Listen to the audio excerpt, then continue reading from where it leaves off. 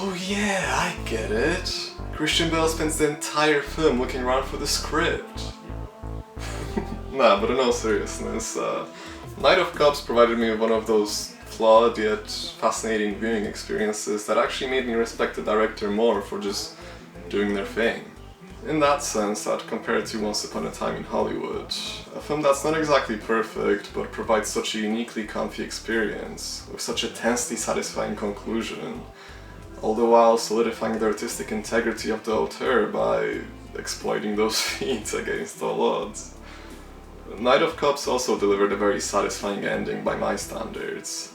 Through a long-winded journey that thematically could predictably head down the path of shallow enlightenment, the journey instead continues, seemingly indefinitely, which in this case is a lot more satisfying than the perhaps craved closure. Receiving the opposite of what's craved seems to be a law of nature. Nothing really comes naturally unless it's fought for.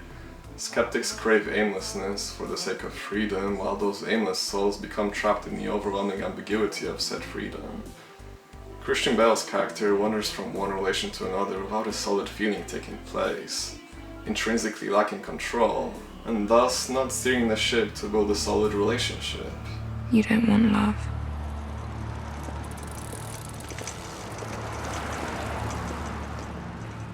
You want a love experience. Why does Imogen Poots come across as so perfect, by the way? Not just physically, each little defining quirk of hers is just so lovable, without actually coming to a halt of solid defining. A healthy handful of enigma surrounds her character, so she embodies such a unique nature, without being boxed in with her uniqueness, if that makes sense.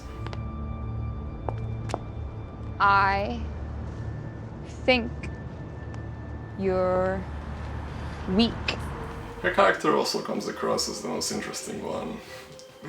Hers and Cate Blanchett's characters were probably my personal favorites. Oh my god. Scenes like this always push me to continue craving a pleasurable but also lasting relationship, if such a concoction is even possible. In that regard, I certainly empathize with the aimless cynicism that seems to be taking place. Craving enlightenment alone should essentially eliminate a cynical mindset, but when voluntary drowning in hedonistic segues occurs in a self-propelled cycle, the nature of cynicism clearly takes over anyway. The craving or intention is never enough, as actions prove to dictate everything, in the long run as well as the end. A pearl from the depths of the sea.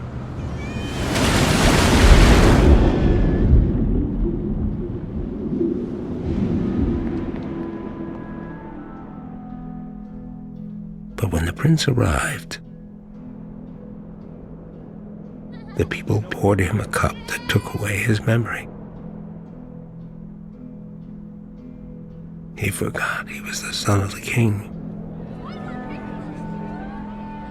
The sporadic instances of those trademark pretentious narrations can be quite easily overlooked in favor of the eye candy dominating the senses in those moments, making for one of those somewhat rare cases in which style over substance turns out to be a good thing. I wanted me to help you through the dangers of a young man's life.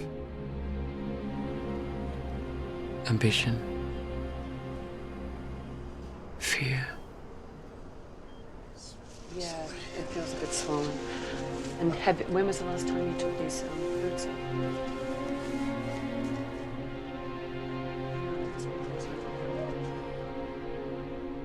I think you were afraid of going astray. Each interaction is engaging as hell, whether small or big, although most seem to have been shortened to fit into the small regardless.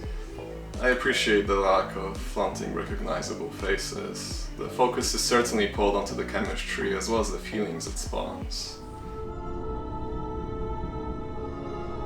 I am.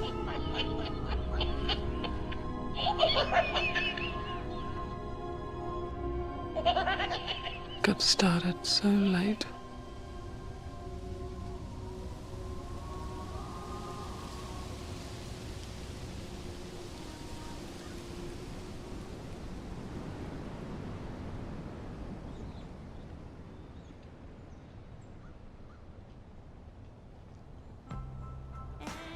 So yeah, I liked it quite a bit in spite of all the pet peeves that in some cases ironically end up functioning in positive effect. I found the Tree of Life to be a much more rounded and thus ultimately more satisfying venture, which doesn't mean that the lesser but still worthwhile qualities of this one should be undermined. The faults definitely lie in the lack of a strong script. There are clear benefits to that in the overall meat of the film, but the unity of all these signals as well as each conclusion seems to fall short. Deeper thinking is provoked, however, if one cares enough, which for me once again amplifies the respect of Malik's stubbornness. Negatives once again turn into positives, as a lack of craved closure ends up being satisfying in the long run, laying out the significance of the peculiar nature surrounding the Sameless Wonder.